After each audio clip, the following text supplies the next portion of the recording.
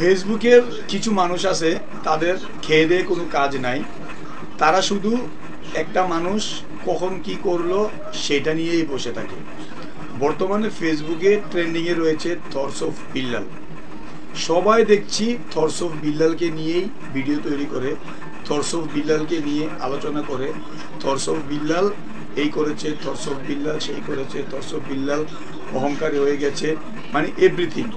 So আমি বলতেছি সে অহংকারী হয়ে গেছে, আপনি তাকে নিয়ে বাড়াবাড়ি করার কারণেই আজকে সে অহংকারী হয়ে গেছে। আপনি তাকে নিয়ে এত বাড়াবাড়ি করতেছেন কেন? সে 3 মাসে 44 লাখ টাকা ইনকাম করুক, না হয়তো 1 বছরে করুক, সেটাতে আপনার বা আমার কোনো সমস্যা আছে? আমি কি তাকে ইনকাম করার জন্য কোনো সহযোগিতা করেছি? সে আজকে যে অবস্থানে এসেছে সেটা একমাত্র তার যোগ্যতায় এসেছে। আপনিও প্রয়োজনে আপনার যোগ্যতা দিয়ে প্রমাণ করুন যে আপনিও পারেন। অনেকে তাকে কপি করছে, আমি সেটা নিয়ে কিছু বলবো না। তার মতো করে অনেকে চেষ্টা করছে, আমি সেটা নিয়েও কিছু বলবো না। আপনি আপনার প্রতিভাটাকে তার মতো করে উপস্থাপনের চেষ্টা করছেন, সেটা আপনার ক্রিয়েটিভিটি। বাট কিছু সংখ্যক কন্টেন্ট ক্রিয়েটর রয়েছে, তারা শুধু এই একটা মানুষকে নিয়েই সমালোচনায় ব্যস্ত রয়েছে। তিনি একটা সোশ্যাল মিডিয়ায় সাক্ষাৎকার দিয়েছেন এবং সেখানে তিনি তার অবস্থান ক্লিয়ার করেছেন। তিনি বোঝাতে চেয়েছেন যে আমি এই প্ল্যাটফর্ম থেকে এইভাবে সফল হয়েছি, যেহেতু তিনি একটা ভালো পরিমাণে আর্নিং করছেন। সেটা তিনি তার স্বচ্ছতার জন্য হয়তোবা বোঝাতে চেয়েছেন, কিন্তু সেটা শুনে আপনাদের এত মাথা ব্যথা কিসে? আপনি যদি আপনার ক্রিয়েটিভিটি থাকে, আপনার যদি যোগ্যতা থাকে, তাহলে আপনিও করেন না, আমাদের তো কোনো অসুবিধা নাই।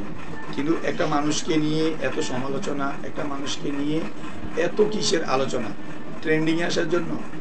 আমি একটা জিনিস লক্ষ্য করছি যে থটস অফ বিল্লাল নামটা নিয়ে যে ভিডিও তৈরি করে তার ভিডিওটাই ভিউ আসে।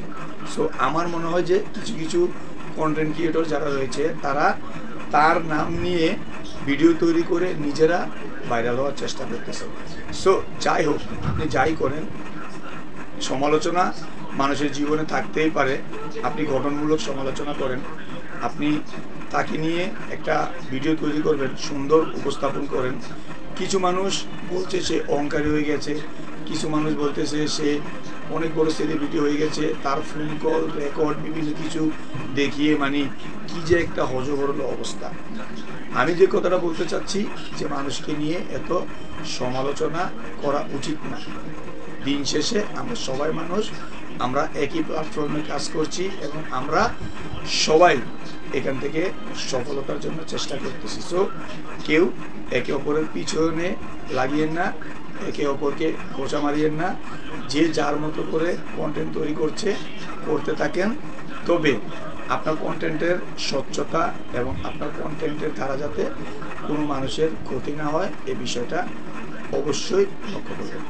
ভালো থাকবেন, সুস্থ থাকবেন। আসসালামু আলাইকুম।